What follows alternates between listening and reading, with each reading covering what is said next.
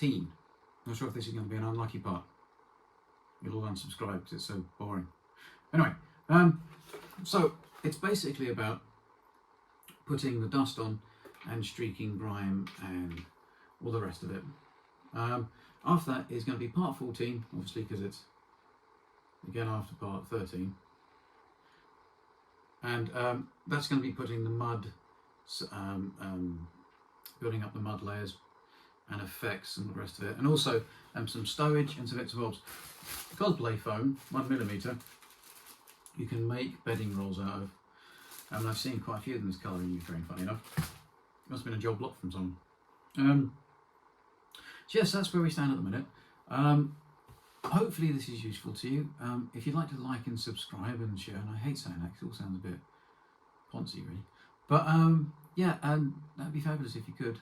And yeah, I've got 4,000 subscribers now. I don't know how this has happened. It sort of jumped up out and then it doesn't do anything. And so it jumps up again. Sort of thing. And I must admit, I did try a little bit of advertising. This has kind of worked. I'm not sure if that destroys it, if they trap you into then having to advertise to get views. I don't know. But it's just a little experiment, see what happens. Because like I said, I'm never going to make money from this. So yes, that's where we've got to. I will see you soon. Have a lovely week. And hopefully in the next couple of weeks we'll get the rest of this done. And then I'll do some running videos on it. I've also got to put all the end bolt details on these tracks from Attrack. A lot of people don't do it, but I will because it looks cool. It's just gonna, each one of these at the end here has to have a little resin 3D print end piece bolt. I am going to do it. Look, have a lovely day, and I will see you as soon as I get the other video out for this, and then this is done, which you'll probably will be having a sigh of release for. Anyway, have a nice day, and see you soon. Bye. Hi everybody. I'm going to do the streaking on this now. That's before the dusting and the mud. I'm not going to do much on this because I want it to look like it's kind of just come out the factory. It's got the crew. I've not done a lot of damage. If there's lots of damage on a tank, then you can do a lot more to it. But if there's hardly any damage, there's really no point in making it look really beat up with the paint. But it's got everything on it. It's got all the ERE blocks on it. All the mud guards are intact. It would be out of place. So I'm going to do streaking on this with oil brushes. So that's dust streaking. And Starship filth I quite like. You can use streaking grime. This also works as fading. And like I said, I don't want this too faded. Because if it's too faded, it won't look like it's just come out of the factory. Or it's just been refurbished and sent to the front, which is what I'm looking for. Because this was a picture of this going into Bergamot. And it still had most of its mud guards and stuff on it. It was a little bit more beat up than I've done it, but I'm going to say it's kind of before it went to Bergamot. It's sort of driven there. So I'm not going to use this because I think it's just a bit too dirt, a bit too brown. So I'm going to use oil brushes. And I quite like using oils because, you know, you can mess about with them much more than enamels at times. And to thin it, it's just the usual enamel odourless thinners. So I've done the chipping, but can you see it's subtle chipping just around the bins. All of these bins and stuff in aluminium. All of the blocks that I've done as a different slight colour, I've put clean bolts on them. And some of the other blocks, because you see this on these tanks, is they move the blocks about. So if you can hear it's fireworks, it's the 5th of November here. And also, where I live, there's a water outage. We haven't got it yet, but it's coming our way. So if you hear my kids running around the place, they're trying to get them a bath before it goes off. Mummy and Daddy are going to be stinky. So there's the chipping. All right, now, like I say, it's the video I did previously. Let's put it back in there. So look. I was going to do a little bit of it on this front panel. I'm not going to do a lot because you'll get bored. It's the usual old stuff. It's the same thing I did on the Leopard. So I'm going to decant some odourless thinners. I've always got one of these. They're just very useful.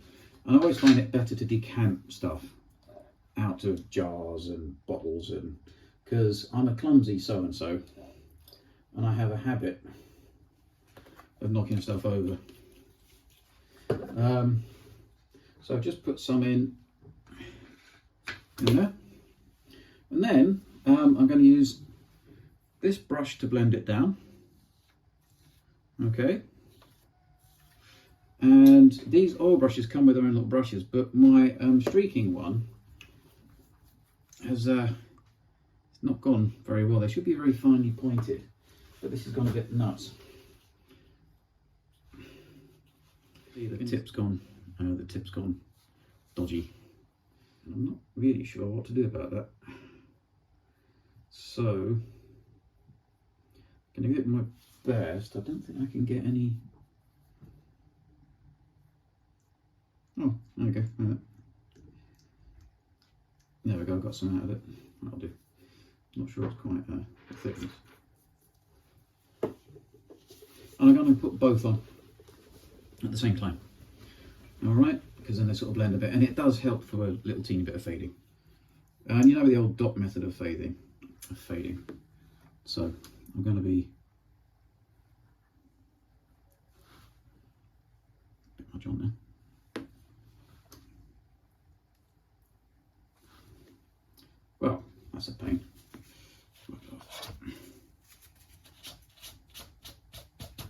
There we go. Because it's oil, you can do that. But yeah, normally they're not like this. Right, I've decanted a bit.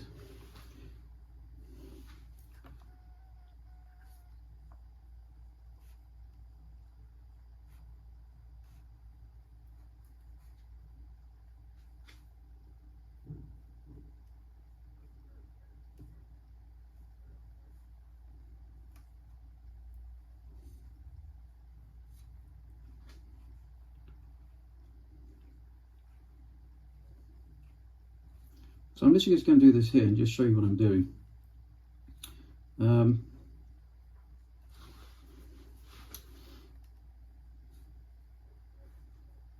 So if you always do it slow, try and think of where it's going to roll down to, if that makes sense. So it always starts at the top, won't it, and it go downwards.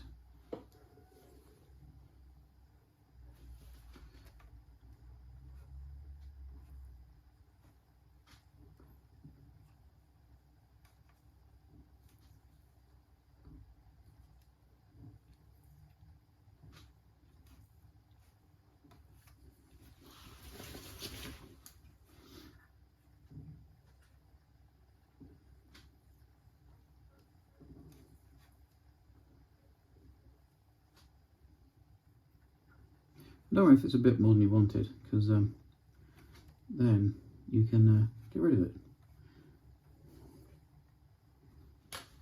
And if you get your flat brush, put in a little bit of enamel thinner, whatever it's called. You don't need a lot, so just wet it. Alright, so, and then if you just go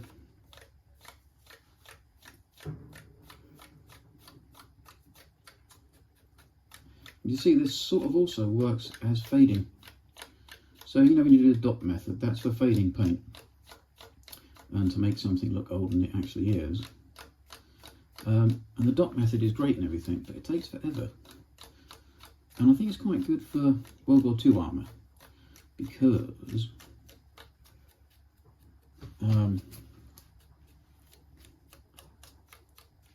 it should be more faded, because they should have been in service a bit longer. So on. But some World War II tanks, you know, if they were T-72AV and stuff, I think they made like 50,000 of them, and by the end of the war they'd used 40,000 of them and got knocked out. So, you know, so if it was on the front not for very long, well, I can imagine Tiger tanks being a bit more beat up, but I suppose it's, you know, they're kind of single use, weren't they? You know what I mean? Now the thing I find with the array blocks, it's really tricky to oh yeah, so it's just that. Right, so just quickly put it on this front fender.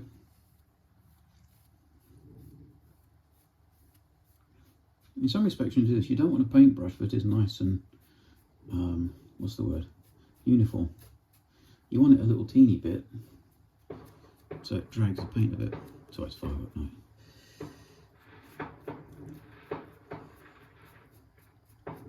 The good thing about being oils is if you don't like what it's done, they take a while to dry, so you can just get rid of it.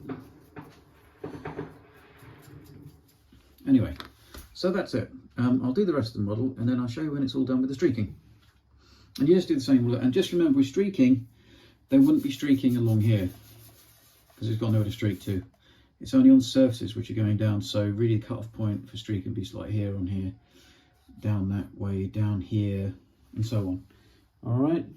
Okay. Look, I'll show you when it's done.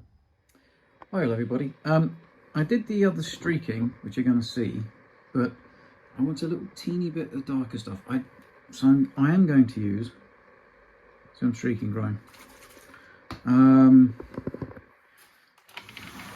I just want it to look, can you see it? It's quite light and it's kind of dusty streaking. I just want to put a little bit more darker streaking on it, that's all. I'm going to do it with the tank together because then I kind of get more of an idea of where it will all go. So let me do that and then I'll quickly show you what I've done with that, just to give it a little bit more contrast in between, and then we'll start putting the dust on. The wheels are pretty, I've not done anything to the wheels at the minute, but we'll use dusting on that, well apart from pin washing it. Anyway, look, back in a minute and we'll put some streaking on and I'll show you what it looks like. Right, so I've decanted some odourless thinners and the streaking grime in my paint mixing dish. I can't remember what these are called. It always goes out of my head. So I'm just going to put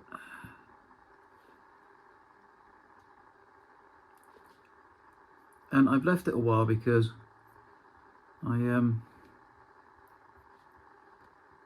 basically wanted the oils to dry as much as they could before I did this. And this paintbrush is knackered. Bit annoying, it's new. Let's just put this on. Oh, I could have a visitor any second now.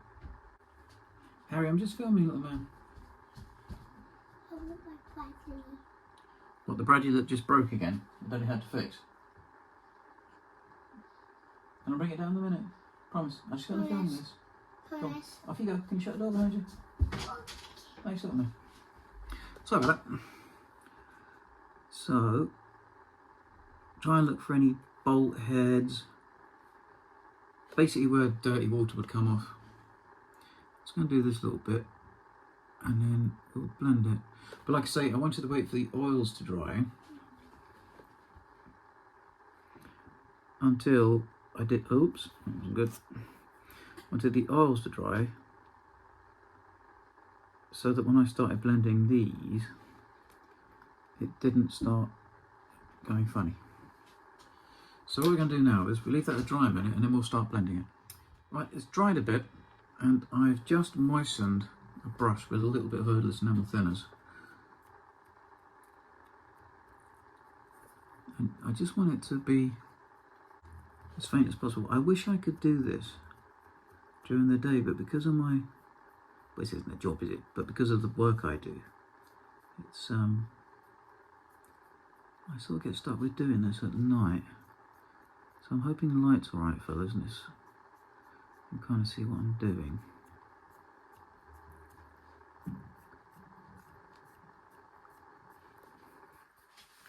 You see? And it doesn't matter if your brush goes all a bit like that, because it actually makes it better. I just want it as subtle as possible.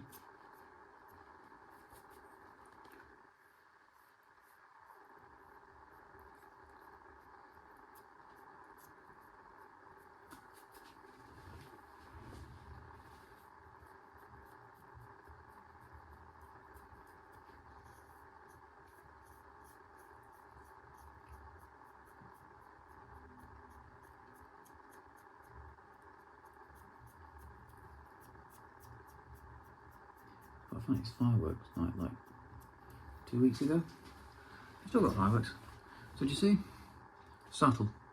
You just want subtle. I think that's all right. I'm going to do that on the rest of the tank. I'm not going to show you me doing that because, by God, that's enough to bother anybody. So let me finish this off and I'll show you what it looks like when it's all done. So this is the finished effect. I think it looks quite effective. It's subtle, and that's what I want really. Like I say, this hasn't had a lot of damage on it, so it's been working its way towards the front. It's not really seen action yet. This is now going to have the pigments applied for the mud and the wet mud and the splashes and the effects of oil and the rest of it. But like I say, always keep in mind, if there's not much damage on a tank, then don't rev it up too much, because it won't match. It'll have all this damage and rust and everything else, and it barely looks like it's been out of the box. So yeah, so hopefully it should look effective. The next part of this video is with the dust that I'm going to airbrush on, which I didn't do on the Leopard because I was trying to do it without using an airbrush. This way I would normally do it. Anyway, here we go. Hi everybody, I'm just going to apply some dust to the T-72, and it's going to be a very light dusting because, like I say, I don't want it to look too dodgy. So I'm going to change what I normally use Tamiya, Flat Earth, and I think it's Buff, but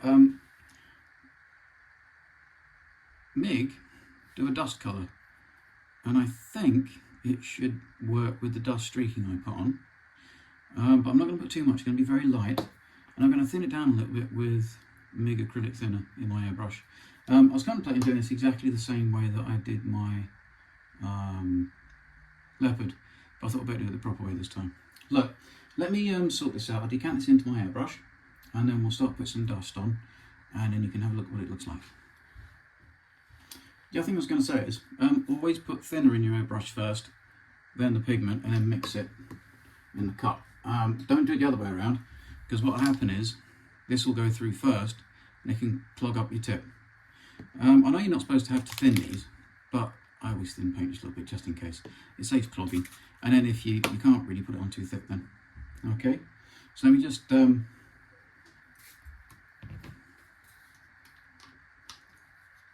it's just a little bit thinner.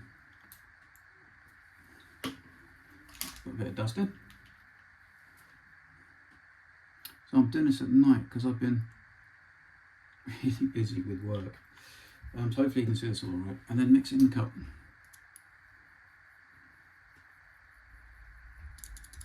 Now obviously you don't have to thin this as much as you do Tamiya stuff, because like I say, it's supposedly ready to spray.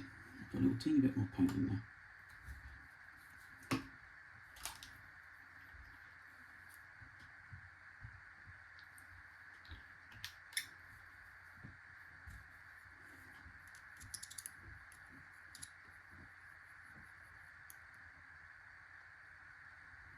There we go. And then always put your lid on. It's really easy to accidentally spill paint over everything. And before you spray, always test it first to make sure it's working. Right, okay, let's do the bottom first. Now, if you do the bottom first, then hopefully, if it goes hideously wrong, it's not so noticeable.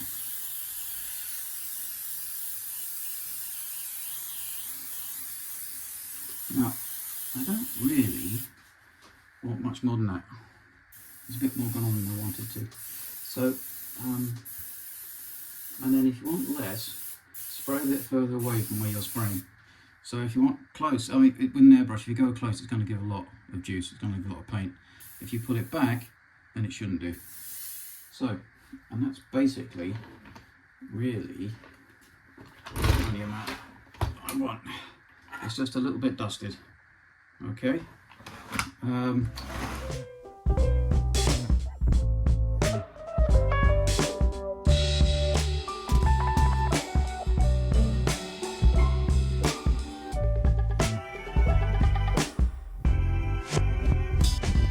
just going to carry on with that, and then I'll show you what it looks like when it's done.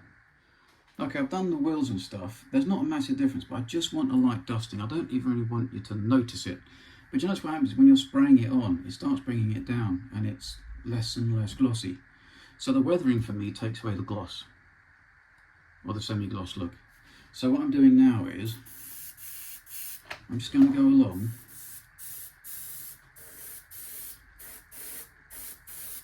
the skirts, along the bottom. And the thing about it, dust will be thrown up more around the back. Do you see? And it's I want hardly anything. I don't want a lot,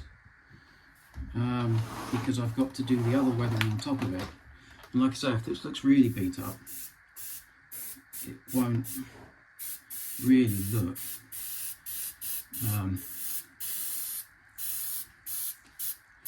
it'll start looking a bit odd, because it's not got any what's it face on it, any damage really. Do you see? So I don't really want more than that. So it's just making it look a little bit at the rear.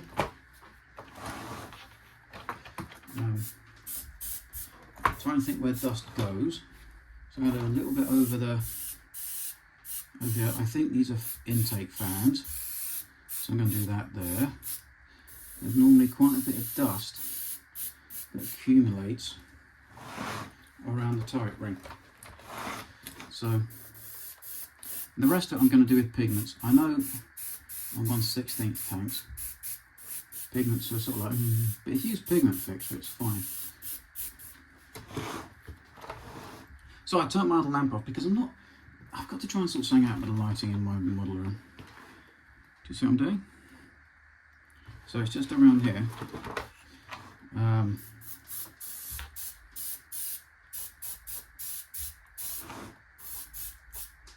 And you don't have to mask anything off when you put dust on, because, well, that's the whole point of it.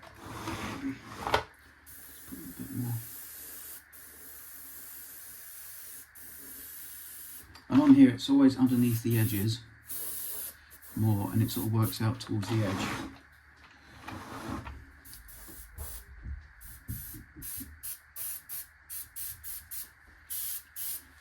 You think about when a tank goes along, it chucks up a lot of dust.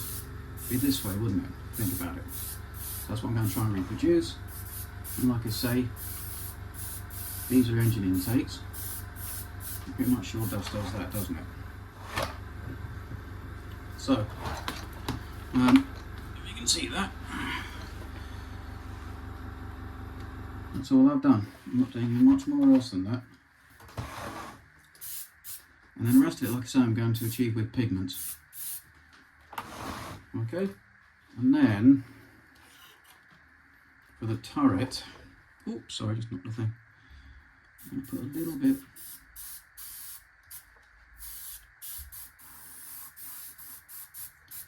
just where the crew would tread.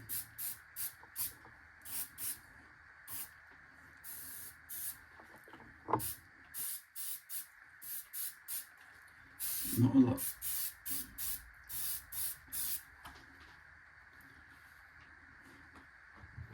Not a lot at all. So can you see it's just a layer of dust. And again, it starts to take off the gloss. Okay, what I'm going to do is,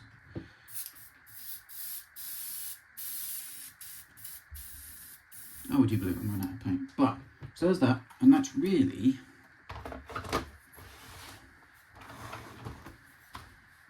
it. I'm not going to do much more than that, because to me that looks all right. I've got to remember to put the log back on, and then dust that a little bit. But apart from that, that's very slick. Let me put some more paint in, and then we'll have another look. Right, I've done it. One thing I will say is, whenever you're airbrushing, always remember to lube your needle. This is really important because it also stops it drying out. I know it's nuts. But yeah, so get yourself some lube. I'm not being rude, I promise.